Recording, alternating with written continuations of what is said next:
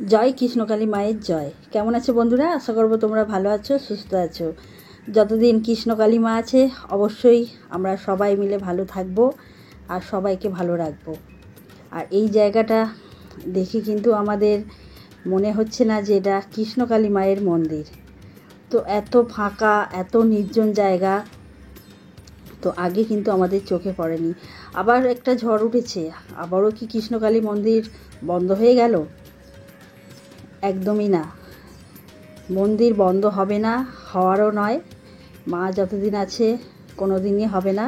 তো এই জায়গাটা তোমাদের দেখাচ্ছি, এই ফাঁকা ধুধু করছে এই কৃষ্ণকালীর মায়ের মন্দিরে। এই যে 7টা দিনের মধ্যে কিন্তু একটা দিন এই রকম ফাঁকা থাকে মন্দির। তো এই দিনটা হলো সোমবার।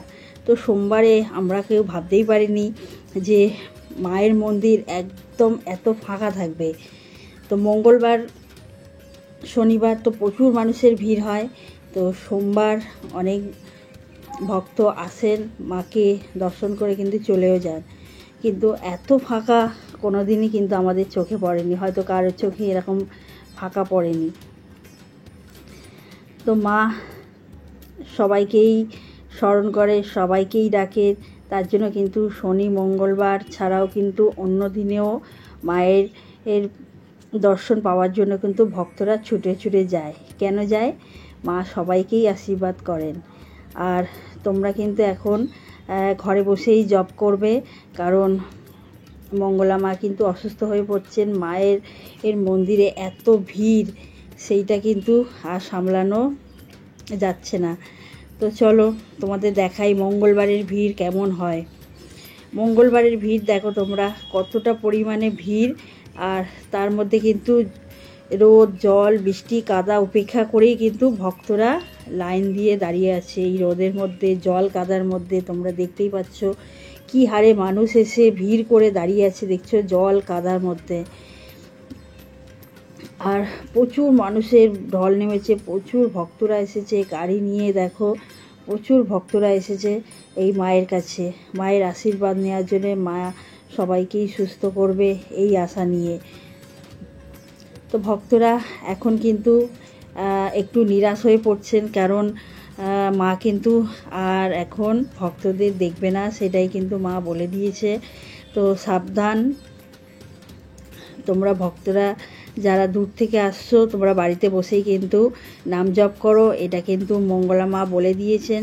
তো সব ভক্তদের উদ্দেশ্যে আমি সবাইকেই জানাতে চাই যে ঘরে বসে নাম জপ করো, মাকে স্মরণ করো, জয় কৃষ্ণকালী মায়ের জয় বলে।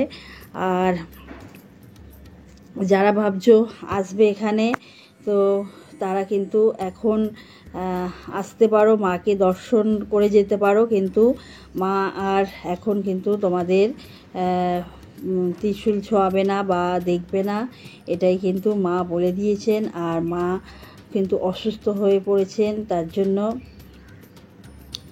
মায়ের মন্দির ভেবো না কেউ বন্ধ হয়ে যাবে বা বন্ধ করিয়ে দেওয়া হবে, এরকম কিছু না। তো মায়ের মন্দিরে যারা আসছো, তারা মায়ের যদি কেউ ফটো নিতে চাও, এখানে কিন্তু মায়ের ফটোও আছে।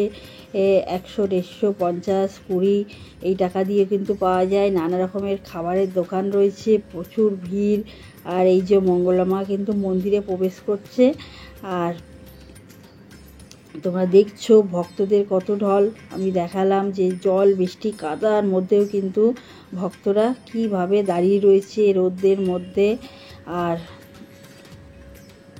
এইটা কিন্তু ভক্তদের মানে কোনো কষ্টরই কারণ নয়, কারণ মা সবাইকে আশীর্বাদ করবেন সেই আশা নিয়ে কিন্তু ভক্তরা ছুটে ছুটে আসে এই কৃষ্ণকালী মায়ের মন্দিরে। তো তোমরা দেখতেই পাচ্ছ যতটা দূর চোখ যাবে সব মানুষের ঢল কিন্তু এখানে নেমেছে, প্রচুর ভিড় হয়েছে। শনি মঙ্গলবার কিন্তু প্রচুর ভিড় হয়। তোমরা যারা বয়স্ক বাচ্চারা যাদের নিয়ে আসো, তারা কিন্তু শনিবার মঙ্গলবার বাদ দিয়ে তোমরা কিন্তু অন্য বারে আসতে পারো। সোমবার কিন্তু মায়ের মন্দির বন্ধ থাকে। তো যারা জানো না অবশ্যই জেনে নাও, মায়ের মন্দির সোমবার বন্ধ থাকে। আর এখন থেকে কিন্তু জপ করতে হবে ঘরে বসেই। মা মঙ্গলা মা কিন্তু এখন ভক্তদের দেখবে না, সেটাই কিন্তু বলে দেওয়া হয়েছে। তো তোমরা এখন সাবধান।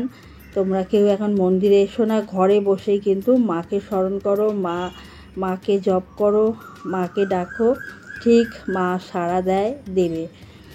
তো সবাই মিলে বলি চলো, জয় কৃষ্ণকালী মায়ের জয়, জয় কৃষ্ণকালী মায়ের জয়। তো মা তো সব জায়গায় সবখানেই স্থান, তো সব জায়গায় মা যায়, মা থাকে। তো যেখানে বসেই তোমরা মাকে স্মরণ করো না কেন, মা কিন্তু আমাদের সবাই ডাক শুনবে। জয় কৃষ্ণকালী মায়ের জয়।